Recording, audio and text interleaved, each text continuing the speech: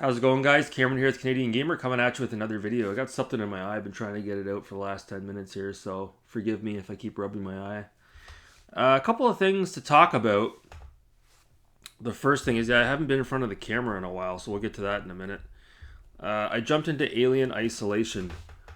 Oof. Oof. Motion sickness, baby. Oh boy. Oh boy. So in this game here, which, by the way, when you're running it on the Xbox Series console, it runs at 60 FPS instead of 30.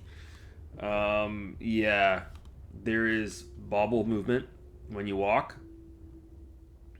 And when you run, it gets even worse. The screen bobbles up and down like this.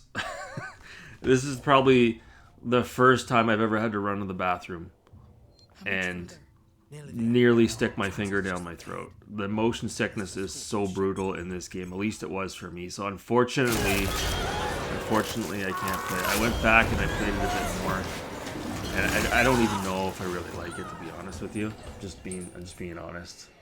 I know somewhere in there's probably a good game, but unfortunately, I'm gonna have to walk away from Alien Isolation. I tried. However, I did pick up Quake 2 remastered, and there is no bobble movement, or shall I say there is, but you can turn it off. There's the config, the settings in the menu in this game. It's just like it was on the PC. You can toggle everything on and off. It's amazing, and you can even, with this game, you can download the N64 version of Quake 2, and I think the PS1 version. So there's so much to get to in Quake 2. I'm not going to talk about it too much right here, but I just sort of got into it here. But yeah, it's really good. Really good. So the main thing I wanted to talk about today, and again, I mentioned I haven't really been on camera a lot lately. There's just nothing to talk about, guys, as far as gaming content is concerned. We are in the slow period of the year, where there's not really that many AAA titles coming out. We got bombarded back around September, October, November with all of those big releases that came out all at the same time. Alan Wake 2, RoboCop Rogue City, among several others, the DLC for Cyberpunk 2077.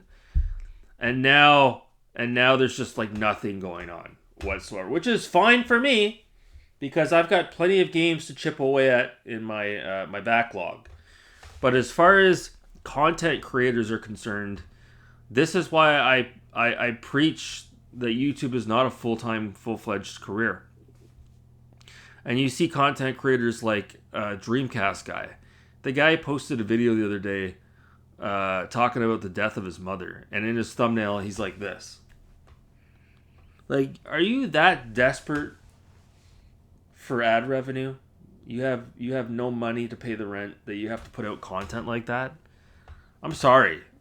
Like, it's a gaming channel that he has, and he's posting stuff like that out of desperation.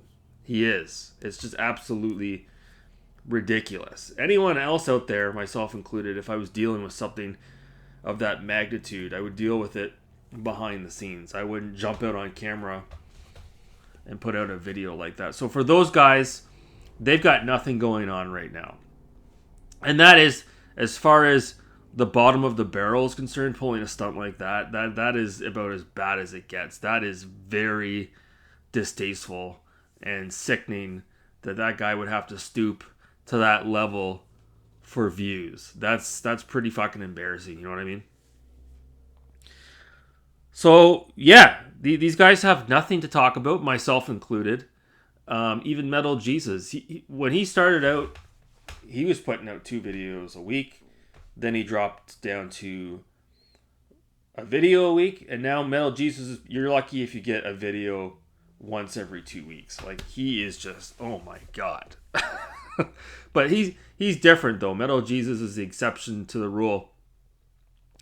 He can just sit back and watch the money come in, because he's got videos that are still getting thousands of views a day. His buyer's guides and his hidden gems videos and all the rest of it. But yeah, I've said it before. If there's nothing to talk about, not going to just jump on camera and start ranting about ridiculous topics just to create content. If there's nothing to talk about, there's nothing to talk about. Like, somebody reached out to me and they wanted me to talk about the whole thing that went down yesterday or the day before regarding the Nintendo Switch emulator that got taken down by Nintendo.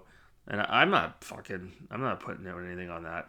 Modern Vintage Gamer has already beaten everybody to it with his clickbait thumbnail and all the rest of it. No thanks. I don't have time to talk about that. No. So, if you're a content creator and you're down in the dumps because there's nothing to talk about, again, this happens every year around this time. There's nothing to talk about. And then once we get closer to June, July, Summer Games Fest, September, October, November, things really start to ratchet up, right? But unless we get some big news, like the new Nintendo Switch that's coming out, that may or may not come out, or the PS5 Pro, there's just really nothing to talk about. So that's why, at least I can't speak for anyone but myself, but like, I'm just putting out game reviews at the moment because there's just really nothing else for me to do. I'm playing my backlog, I'm beating games, and I'm putting out reviews. There's nothing else really going on. I mean, I could talk about the ongoing rift between PK and Marcel, but no. We won't talk about that here. So that's it. There is nothing going on, but that is not news. Okay, that is par for the course. That is the life of a YouTuber in the retro gaming community in February, March, April, May. That's just the way it is, guys. So that's it. That's all I wanted to say. Maybe you guys could leave it in the comments below. Are you with me on that? Do you understand that it's a slow period? Are you recognizing that a lot of the channels that you're subscribed to are just not posting any videos? Are you recognizing that? I am. It's fuck all on my feed. Nothing going on. Nothing to watch. Sega Lord X put out a new video today, thank God. And he was talking about, did the Sega Genesis sound chip, hinder the success of the console, which was a really cool topic, and it was a really good video. But that's an example of thinking outside the box when there is absolutely nothing to talk about right now, right? But I'm sure Sega Lord X probably has like a laundry list of obscure and unique ideas like that for his channel. But so that's it. I'm going to cut it off there, right at the 8-minute mark. I hope you guys are doing well, and I will be back with something a little bit later when there's something to talk about. Until next time, guys, thanks so much for watching. Have a good night.